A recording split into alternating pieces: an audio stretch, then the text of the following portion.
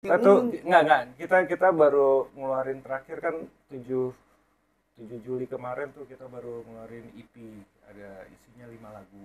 7 Juli. 7 Juli kemarin. Iya. Sebelumnya kita gue lupa bulan apa ya. Pertama tuh pas Gundik itu loh. Jadi kita bikin satu single khusus buat film Gundik. Nah, kita dipercaya buat jadi salah satu pengisi original soundtracknya. Judulnya Ruang Semu. Ruang Semu My Drowning Soul itu masuk ke dalam film Gundik. Nah, abis itu baru kita rilis tanggal 7 kemarin. Itu kita rilis. Awal-awalnya gimana sih tuh? Awal-awalnya masuk soundtrack lagi itu. Ini yang mana nih? Masuk soundtracknya apa bandnya apa gimana nih? Bandnya dulu dah tuh, tiba-tiba muncul lo ngeband, tiba-tiba gue kaget. Jadi sebenarnya gimana ya? Kalau gua kan emang udah nggak tahu ya, orang bilang darah seni ya. Gua apa-apa tuh udah maunya musik gitu kan. Ya gue sempet lah kerja di kantor apa segala macam. Cuman ujung-ujungnya larinya ke musik gitu. Nah, di saat Purgatory lagi orang-orangnya lagi pada sibuk semua, guanya masih gatel nih mau main musik gitu, gimana caranya. Akhirnya ya udah iseng bikin project sendiri, ya jadilah Army and the Shadows. Jadi itu sebenarnya itu project solo. Cuman karena gue berangkat dari awal emang sukanya ngeband nih, gue tuh pengen solo gue ini cuman di produksinya aja gue sendiri bikin, tapi untuk live performnya tuh gue lebih kayak ngeband gitu. Kayak gitu. Tahun kapan tuh bikin projectnya awalnya Desember 2024 ya, sekitar 7 bulan yang lalu, 8 bulan yang lalu. Karena emang gak ada kegiatan dari Purgatory, karena kan lu di Purgatory kan dominan tuh. Ya gimana lu ngeband tapi yang lain band tuh kayak Panca Indra. Panca Indra lu hilang satu, yang lainnya ngerasain yang nggak bisa bergerak gitu loh. Nah, sedangkan di Purgatory ini kan rata-rata jadi sineas semua nih, sineas film. Dari Anggi, Al, semua lah itu pada lari ke film ya begitu jadinya. Jadi mereka maksudnya Purgatory itu sibuk gitu loh, jadi nggak sempet lah ngurusin bandnya tuh, ya begitulah, kurang produktif lah. Terakhir kan yang soundtrack juga ya, yang film apa tuh buat Purgatory. Iya, yang Purgatory tuh. Purgatory Gundik juga. Gundik ya. Siksa Neraka. Oh iya, yang akustik ya. Iya, yang akustik tuh, yang Husen ya kalau nggak salah ya. Iya. Nah, itu aja kita paksain untuk nyari waktu, ya kan pada sibuk ya.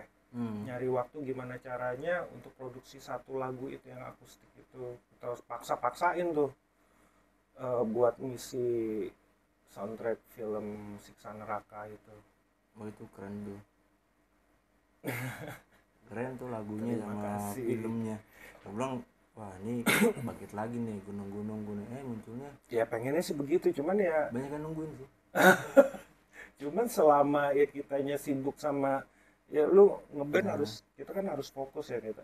Maksudnya proses untuk gini, Purgatory sendiri kan terakhir bikin album tuh berapa? 2006. Berapa tahun yang lalu lah itu, pokoknya album Beauty Lies Beneath ya. Ya, Beauty Lies Beneath 2006. Bayangin sekarang udah 2025. Ya kan? Iya, nggak lupa kan lu kalau lu tua. Nggak tahu, cuman gila lama banget ya. Lama. Nah, sekarang bisa lu bayangin nggak, selama itu nggak ada produksi. Iya. Karena emang ini sih, karena event nih, maksudnya karena emang keadaan juga. Jadi waktu itu habis 2026 kita Purgatory manggung di mana-mana, keasikan manggung, udah kayak Guns N' Roses ya. Band manggung tapi nggak produksi gitu kan. Ya kita sempat terlena sama panggung-panggung lah. Nggak berasa tuh udah kalau nggak salah mungkin tahun 2012 lah, tahun 2012 itu Amor hengkang dari Purgatory dia cabut, terus akhirnya di replace sama ada Apit dari Endless Journey. Iya. Nah, kita berjalan tuh sekitar 5 atau 6 tahunan sama Apit. Masih tuh manggung. Cuman kan dari situ udah kelihatan tuh dari Purgatory, karena nggak ada sesuatu yang baru dari Purgatory. Sekian lama ya, lu dari 2006 ke 2012 si Amor hengkang aja udah 6 tahun. Iya. Apit 4 tahunan, udah 10 tahun. Kita belum ada album baru gitu loh. Karena kita terlena di yang manggung-manggung terus. Nah, di saat kita terlena sama manggung, di saat itu juga di antara kita nih udah mulai naik di karirnya di dunia film. Jadi bersamaan tuh, simultan dia jalan dengan set, makin Purgatory itu makin ketekan. Kita ngomongin produksi ya, maksudnya lu kan untuk jadi band yang produktif itu ya lu mesti bikin lagu, lu mesti rekaman, konsisten lah, iya, lah dan itu prosesnya kan panjang gitu loh. Dari misal kalau di Purgatory kan mungkin awal lagu tuh dari gua, awalnya dari gua, terus kita biasanya tuh lari ke Al dulu, terus dia yang ngeplotin, terus nanti kita bareng-bareng, ntar yang tugasnya bikin lirik siapa, kita baru dirembukin. Itu kan prosesnya untuk satu lagu aja lama gitu loh, belum kita moodnya, pokoknya gitulah. Lumayan kompleks sih, lah, kompleks. Iya. Nah, maksudnya nggak mudah gitu untuk, nah, apalagi ditambah lagi dengan kondisi teman-teman di Purgatory itu emang lagi punya kesibukan yang berbeda, yang di dunia yang berbeda gitu, kayak di film atau di pekerjaannya dia gitu kan. Banyak makin sempit dong waktunya. Sedangkan lu kalau mau total kan ya lu mesti bener-bener apa ya, kalau bisa tiap hari, tiap detik gitu kan. Gimana caranya buat supaya satu lagu aja rampung gitu kan. Nah, ya mungkin karena pendewasaan terus. Maksudnya bukan pendewasaan ya, kayak anak-anak udah mulai berkeluarga. Beda lu 25 tahun yang lalu tuh beda, kita masih pada bujang-bujang yang beda. Ya kan? Beda. Jadi kondisinya tuh emang memaksa. Pendewasaannya juga lebih mendewasakan diri. Benar. Dan waktu itu Purgatory pun memutuskan untuk bukan nyari duit di band gitu loh. Itu sih kuncinya di situ. Jadi pas setelah 2026 itu kita bikin album terakhir, maksudnya terakhir yang paling yang paling terakhir itu kita mutusin udahlah, kayaknya kalau kita nyari uang waktu itu ya, pemikiran waktu itu ya, nyari uang di band tuh kayaknya nggak nempel nih buat keluarga gitu. Tapi nih biar lu tahu aja, Purgatory itu udah punya 13 lagu yang sebenarnya kita mau bikin album setelah BLB. Dan itu kita bikin dari tahun 2013 sampai sekarang belum ada yang selesai. Belum ada. Lagunya udah, musik udah. Kan kita bermasalah sama vokalis. semenjak Amor cabut, terus masuk Apit terus cabut, terus waktu itu masih ada Didi. Didi masih bisa lah, Anggi nge-replace Apit, jadi kita jadi berenam. Terus akhirnya Didi karena domisilinya udah di Medan kan nggak mungkin, kita sempat nyoba tuh bolak-balik Didi ngongkos ke Jakarta pulang, wah gila deh. Lumayan kita paksain dan ternyata nggak works gitu kan, maksudnya ngoyo. Akhirnya Didi juga ngelihat kondisi yang terlalu ngoyo, akhirnya gue mundur deh karena emang udah nggak bisa kayak begini nih. Ya udah, akhirnya Didi mundur, tinggal Anggi juga begitu sibuk ya kan. Ya intinya kita bingung sama vokalis, masuklah Anis ya kan. Masuk Anis. Terus akhirnya Bonti juga mundurin diri karena dia terlalu sibuk. Kan dia jadi ini juga, jadi sutradara juga si Bonti kan. Iya. Akhirnya Alan masuk dari The Squad ya kan, Alan masuk. Cuman ya Alan masuknya udah pada begitu, kondisinya udah nggak jelas. Kasihan juga. Banyak cerita, banyak. Ya, tapi ya? Alan udah masukin beberapa lagu udah isiannya Alan. Bahkan kayaknya udah di-replay semua lagu kalau nggak salah deh, atau gimana gue lupa.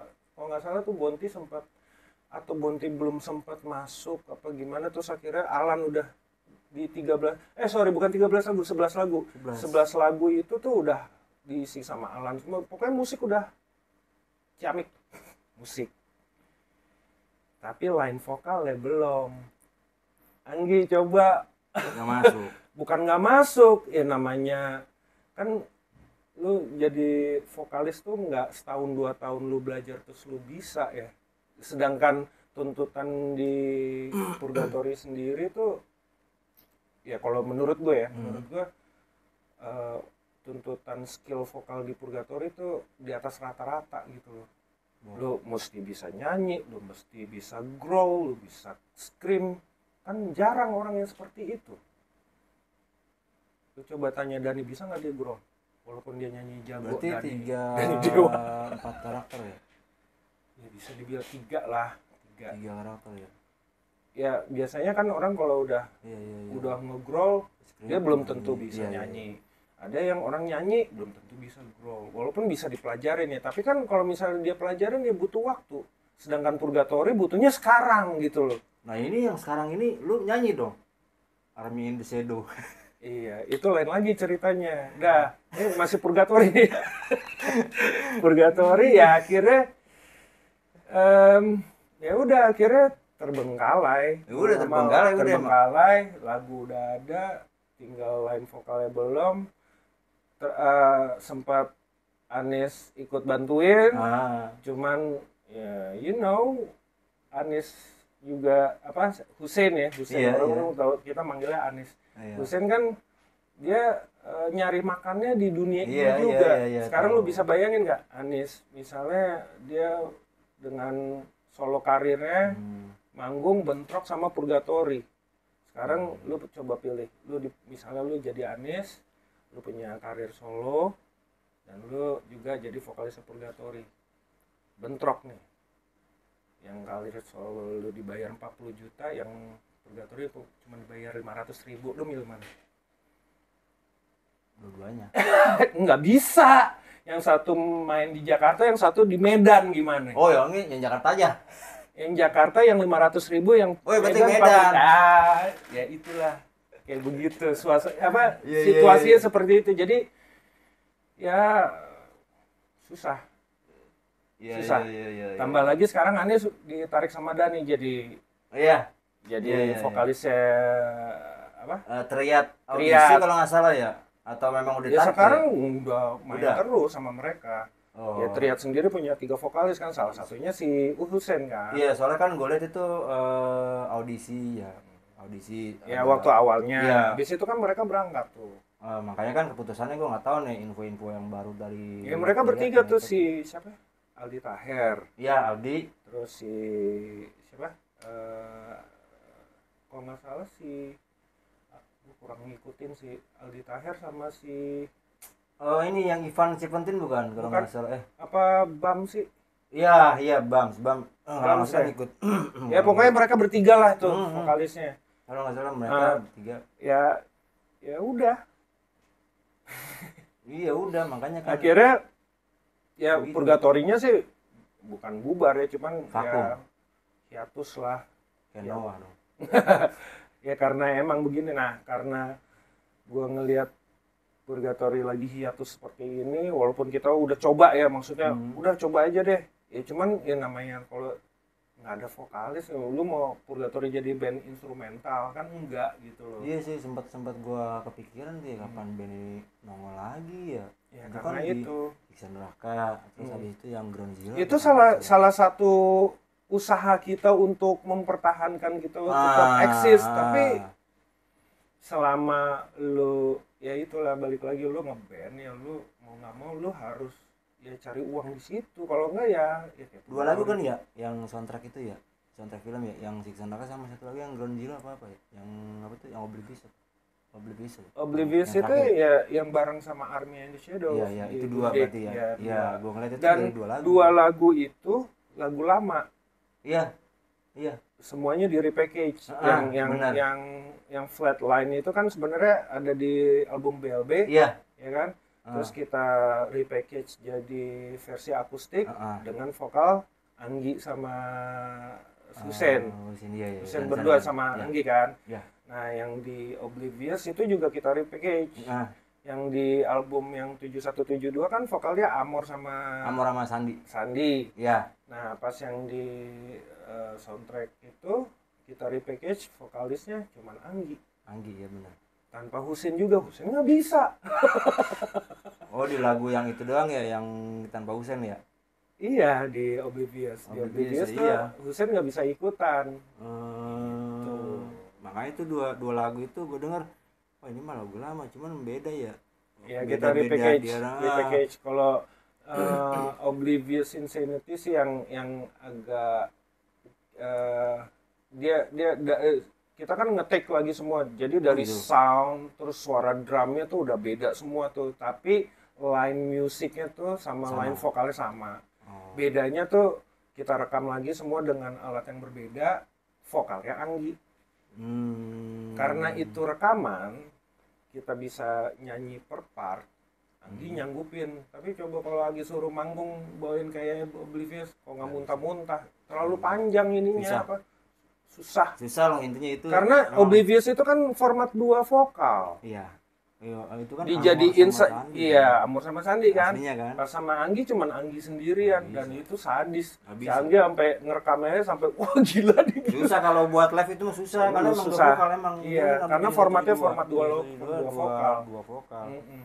Kita selalu 2 vokal dari 7172 sampai Utilize Beneath. Iya.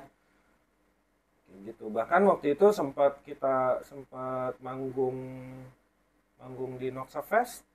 Oh iya. Itu sempat dibantuin sama Enti, basis kita dulu jadi vokalis. Walaupun gua enggak. Cuman sekarang Enti kan itu pindah ke Malaysia jadi nggak bisa lanjut gitu. Sempat kita manggung sama dia sama Enti. Tadi dulu dia main bass, tiba-tiba jadi vokalis, orang juga pada bingung nih gimana sih. Nah sekarang nih Army the Shadow nih konsepnya, temanya apa? Jadi balik lagi pas setelah Purgatory udah kayak begitu, akhirnya gue mutusin ya karena gue emang suka musik ya. Iya. Akhirnya gue coba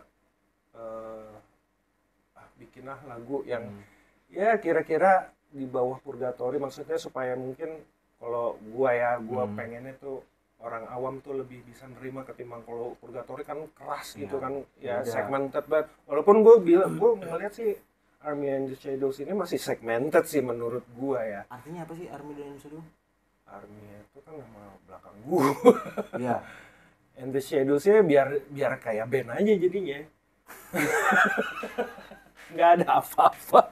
Udah pakai Army and the Shadows. Enggak cocok aja sih kalau gua orang yang ini spontan, orang awam Army and the Shadows keren ya. Ya kalau yang nggak tahu. Enggak ya cuman gitu itu. Nah, yang tadinya cuman Armia. Ya. Tadinya cuman Armia. Jadi gua nih project Armia and the Shadows ini gua tuh berdua.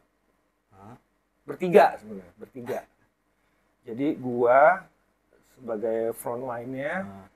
Nah, yang belakang layar ini ada sahabat gua namanya Doni Akbar.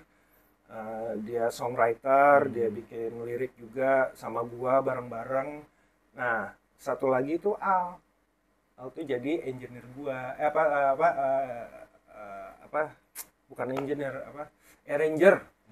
Jadi arranger. Jadi gua berdua bikin lagu, gua bikinin demo dengan yang gua format gua seperti apa, gua lempar ke si Al, dikembangin lagi sama dia. Nah, si Al ini ngasih unsur ke Armia ini lebih ke karena dia bekerja sekarang sebagai scoring, jadi komposer buat film. Udah lama dia. Nah, itunya yang gua formula itunya yang gua ambil. Jadi udah lempar ke Al supaya ada sinematiknya nih lagunya gitu. Kalau lu dengerin lagu Armia tuh agak-agak berbau-bau scoring gitu. Iya di awal-awal tuh yang single lu tuh yang Iya. Ini juga ya gue bilang dark. Ya. Kan? Nah, jadi gue tuh bertiga tuh, gue bikin lagunya berdua, terus gue bikin musik awalnya semua, bagannya semua gue bikin, udah selesai jadi satu lagu demo, gue lempar ke Al, masukin sinemamu. Berarti udah. itu cuman di awal aja satu lagu ke Al dulu. Semua begitu, semua begitu. Kecuali ada satu lagu yang ada judulnya Haru Biru. Nah, Haru Biru ini kita kerjasamanya bukan sama Al tapi ada Satam namanya. Nah, dia ini emang komposer juga. Nah, dia bikin kompos orkestra. Jadi kita bikin lagu gaya-gaya orkestra gitu. Ada satu lagu. Akhirnya gue sama Satam cuman satu lagu aja, sisanya 6 lagu tuh sama Al arrangernya. Berarti total sama yang tadi itu 6. Bahkan nanti kita mau ngeluarin lagi satu single nih, dan kebetulan alhamdulillah udah jadi OST juga buat film berikutnya si Anggi nih. Oh gitu. Judulnya Ozora, judul filmnya Ozora. Nah itu kita dipercaya tuh ada satu lagu single yang buat soundtrack film itu, dan lagu ini gua featuring sama Angginya dan sama Sarah Wijayanto, gua nyanyi bertiga gitu. Jadi total nanti kalau itu udah rilis yang single kedua, berarti total Armia udah punya 7 lagu. Jaraknya tapi kenapa sebentar sih dari yang pertama terus muncul lagi? Karena gue sadar gue udah tua, jadi gue masih buru-buru. Buru-buru. Oh iya lu umur nggak ada yang tahu ya. Bisa aja 2 tahun lagi gue tiba-tiba gimana gitu kan, udah nggak kuat fisik gue. Tapi emang itu konsep lo atau memang udah dibentuk secara menganalisanya semuanya? Gue sih tipikal musisi yang ngeflow aja sih, maksudnya ya gue emang ada cuman motivasi gue udah berumur. Kalau gue mau masuk ke dunia, masih mau bertahan di dunia musik ini dengan ya gue kan dari nol lagi nih ya kan, istilahnya gue mulai baru lagi ya gue mesti buru-buru. Yang tadinya orang jalan nggak ada pakai jalan, lari nih, harus lari gimana caranya gitu loh. Jadi ya kalau lu bilang kenapa kayak buru-buru, ya kenapa enggak, orang udah jadi terus mau ditunggu-tunggu gitu, enggak, mau keluarin aja udah. Gitu, jadi keluarin. Oh gitu. Gue juga sekarang lagi terus produksi gitu, ntar ada lagu lagi kita main single aja lah. Oh gitu. Keluarin aja terus. Jadi per bulan sekali gitu keluarin gitu? Ya kalau bisa tiap hari kalau bisa. Ya, bisa sih. Terus kapan manggung ya kalau tiap hari bikin lagu? Lalu pilih manggung apa bikin lagu? Dua-duanya lah. Pilih salah satu. Dua-duanya. Lu manggung tapi bikin lagu enggak, gimana coba? Tapi bikin lagu tapi nggak manggung gimana? Dua-duanya mau nggak mau itu satu kesatuan. Jadi lu bikin lagu itu istilahnya masih di dalam otak lu mau ngomong apa gitu kan. Lu manggung itu ya lu mengejawantahkan yang ada di otak lu. Nah itu manggungnya. Ya kalau cuma di otak doang orang nggak tahu lu mikir apaan sih gitu. Paling dieksplor dulu lewat materinya, terus habis itu baru ke panggung. Iya. Mempromosikannya juga secara live. Ya mau nggak mau, ya itu kan satu kesatuan. Maksudnya ya lu produksi habis itu lu nggak apa-apain buat apaan? Ibaratnya lu bikin film nih, terus lu nggak tayangin di bioskop, terus buat apaan? Gak tayang. Iya, gak nonton.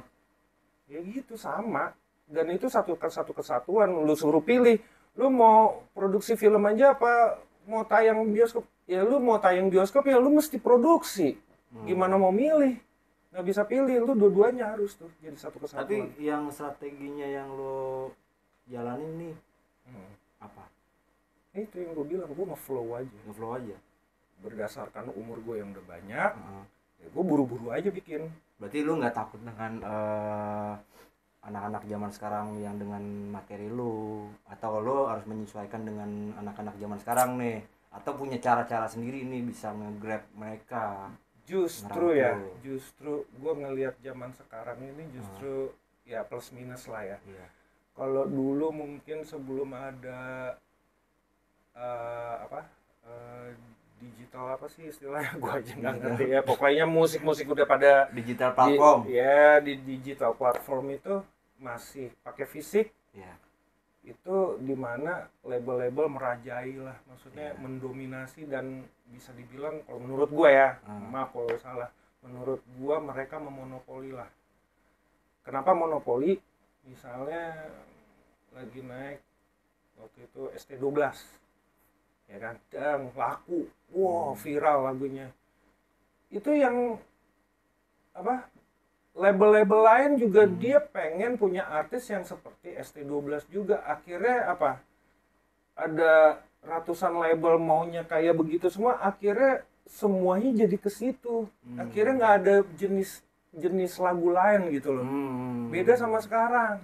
Sekarang ini semua orang udah bisa rekaman sendiri di rumah, kenalan sama orang yang bisa agregator, tinggal ditayangin gitu, maksudnya tinggal diedar lewat digital, nggak perlu bikin fisik, nggak perlu apa-apa gitu, tinggal lu master, lu kirim, jadi tayang di internet, lu nggak perlu mikirin fisik ya kan. Terus tinggal publishing, tinggal email, jadi ini copyrightnya lu udah. Nah, karena udah seperti itu, udah nggak ada yang ngejagain kayak waktu zaman dulu label. Jadi sekarang udah lebih bervariasi gitu loh musik. Jadi menurut gua, lu mau bikin lagu kayak apa, tetap ada penggemarnya. Menurut gua ya, menurut gua sih seperti itu. Gua banyak dengerin ini, apa asiknya sih? Iya. Maksudnya sering gua dengerin gitu, tapi lu lihat ininya, penggemarnya kayak orang gila. Nggak kalah sama kita dulu gitu istilahnya kalau untuk ngomongin penggemar ya. Gue aja sampai bingung, gila nih band dari mana sih? Ini kok lagunya gini? Tapi kok penggemarnya brutal gini? Tapi lu percaya nggak dengan yang ngefans secara organik atau yang secara memang tidak real gitu? Kan zaman sekarang kan zaman sosmed kan lagi merajalela. Ya kalau misalnya yang dibilang, yang lu bilang tidak real berarti buatan nih. Ya itu kan salah satu strategi. Fine aja sih menurut gue, sama aja kayak lu baru bikin akun terus lu karena masih kosong followernya terus lu beli dulu sementara, kan nggak ada maksudnya ya itu kan ngakalin biar orang pandangnya bagus kali ya. Iya, nanti kan akan ujung-ujungnya yang nyaring dia kan ibaratnya hukum alam lah. Kalau emang dia bikin sesuatu yang bagus, walaupun dia beli follower, kalau bagus ya pasti berkembang dan cepat. Kalau dia bikinnya jelek, ya ibarat lu jualan kue lah, ya kan? Yang nggak enak pasti nggak laku dengan sendirinya. Mungkin awal-awal orang nggak tahu, wow tampangnya enak nih dibeli set, pasti makan nggak enak. Besok nggak mau beli lagi tuh orang. Mungkin yang hari pertama yang beli 100 orang, besok pasti berkurang. Besok nggak mungkin 100 lagi. Berarti strategi kayak strategi dagang dong ya? Emang kita dagang, emang ngapain? Kita emang bukan lah, bukan. Ya lu juga dagang. Udahlah, kita dagang semua. Dagang, berarti dagang di mana emang ya? Tapi lu yang Army ini udah melabel atau belum sih? Yang kan udah album ya? Udah melabel atau belum? Maksud udah sama label? Labelnya label gue sendiri. Kan semua sekarang begitu. Lu sendiri? Orang yang produksi gue sendiri, gue bikin di sini. Nih kantor labelnya ini. Satu ruangan ini. Karena kan gue baru lihat aja beberapa, udah label nih. Keren juga nih. Udah. Jadi gini, Armia ini karena produksi sendiri, gue label juga, gue namain aja Armia Production gitu kan, label Armia Production. Nah, setelah keluar dari sini jadi master, kita kerjasama yang namanya Soundfresh. Nah, Soundfresh ini biar teman-teman tahu nih, Soundfresh ini nih perusahaan agregator, terus publishing, punyanya The Massive. Gitu. Nah itu kita kenalan sama Sarah Wijayanto di situ karena Sarah Wijayanto itu agregatornya Soundfresh juga. Gitu. Begitu ceritanya. Oh, kerja sama agregator. Soundfresh. Ya, jadi si Soundfresh ini dia agregator plus publishing. Nah, kita agregatornya pakai Soundfresh, publishingnya juga Soundfresh under VMC. Oh, VMC. Jadi si Soundfresh ini under VMC. Berarti itu ntar dari kontrak ini yang udah berjalan sampai tahun depan dong? Ya kontraknya per tahun. Nanti kan bisa diperpanjang. Jadi lebih fleksibel lah sekarang. Lu mau tiba-tiba besok tahun depan mau jadi agregatornya sama siapa juga fine aja, nggak ada masalah. Selama jadi sekarang nih mungkin kalau dulu itu artis menjadi terkenal ada banyak campur tangan dari label. Kalau sekarang ini justru dari artisnya sendiri atau bandnya sendiri. Dia tuh besar tuh mereka sendiri yang ngebesarin diri mereka, bukan dengan bantuan siapapun gitu loh. Kalau sekarang tuh begitu. Bener-bener dia ya kalau bisa dibilang DIY lah udah. Pada ujungnya nanti misalnya akhirnya dia udah besar terus dia kayak siapa namanya? Kalau nggak salah ya kayak For Revenge. Awalnya dia sendiri, gila, terus dia diambil sama Sony, terus dia mungkin kerja sama yang bisa lebih menguntungkan apa gimana ya, kita nggak tahu ya. Ujung-ujungnya begitu jadi sekarang. Kalau begitu terjadi ya alhamdulillah lah. Berarti apa yang gue pengen, gue kan itu seterang aja gue sama si Doni itu gue bilang ini kita cari duit ya di sini gitu, udah niatnya begitu. Beda sama Purgatory itu emang kita ya dibilang band hobi ya, kalau band hobi kayaknya gimana ya, klise banget kayak nggak serius gitu ya, tapi gini band hobi tapi kita serius gitu. Treatmentnya bener-bener kayak orang nyari duit di band, kita tuh begitu di Purgatory, tapi tetap ya pekerjaan lu yang di luar Purgatory itu yang lu anggap utama ya udah itu utama. Purgatory ini ya sebagai sampingan aja. Kita tuh dari dulu seperti itu, makanya itulah yang bikin Purgatory sekarang akhirnya hiatus ya, karena ya kita emang udah komitnya begitu ya, lu punya pekerjaan ya itu utama lu, bukan di Purgatory gitu. Kalau di Armia beda nih. Di Armia ini karena ya emang niatnya mau cari duit dengan cara gua emang niatnya emang cari duit dan gua emang fokus di sini gitu.